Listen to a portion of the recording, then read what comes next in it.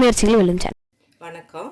இன்றைக்கி நம்ம ஒரு சுவையான டேஸ்டான ஹெல்த்தான ஜவ்வரிசி பாயசம் வந்து எப்படி செய்யலாங்கிறத நம்ம பார்க்கலாம் வாங்க. அதுக்கு தேவையான பொருட்கள் நம்ம பார்க்கலாம். ஜவ்வரிசி வந்து ஒரு 200 கிராம் எடுத்துக்கோங்க. இதில் வந்து 2 வகை வந்து ஜவ்வரிசியில் இருக்குது. இது வந்து மாவு ஜவ்வரிசி ஒன்று இருக்குது, நைலான் ஜவ்வரிசி இருக்குது. நான் இன்றைக்கி வந்து மாவு ஜவ்வரிசி எடுத்துக்கிட்டேன். நீங்கள் உங்களுக்கு எது கிடைக்குதோ அந்த ஜவ்வரிசியை வந்து தண்ணி ஊற்றி ஒரு அரை மணி நேரம் வந்து ஊற வச்சுக்கோங்க. பாசி பருப்பு வந்து 50 கிராம் எடுத்து அதுவும் வந்து கழுவிட்டு தண்ணி ஊற்றி ஒரு அரை மணி நேரம் ஊற வச்சுக்கோங்க.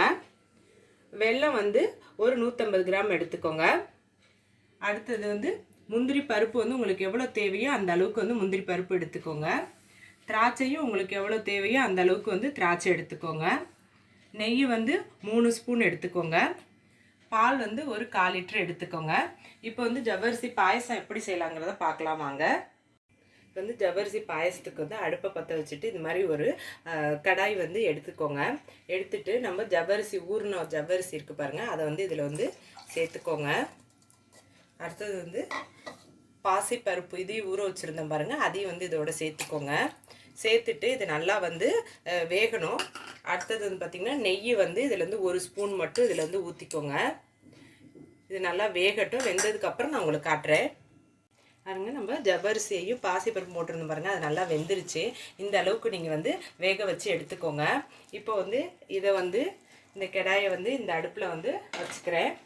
அடுத்தது அதே அடுப்பில் வந்து வெல்லத்தை வந்து போட்டு கொஞ்சோண்டு தண்ணி மட்டும் ஊற்றிக்கோங்க.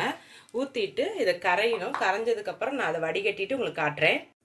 நம்ம வெல்லம் போட்டு தண்ணியெல்லாம் ஊற்றி கரைச்சி வடிகட்டி எடுத்துக்கிட்டேன். இப்போ இந்த வெள்ளை தண்ணியை வந்து நம்ம ஜவ்வரிசியும் பாசிப்பருப்பு வேக வச்சுருந்தேன் பாருங்கள், அதில் வந்து இதை வந்து அப்படியே ஊற்றிக்கோங்க.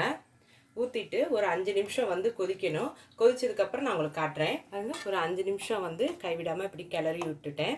இப்போ வந்து இதில் வந்து நம்ம நெய்யும் முந்திரி திராட்சை வச்சுருந்தேன் பாருங்கள், அதை நான் ஏற்கனவே வந்து இதில் வந்து வறுத்துட்டேன். இப்போ இதை வந்து இதில் அப்படியே போட்டுக்கோங்க.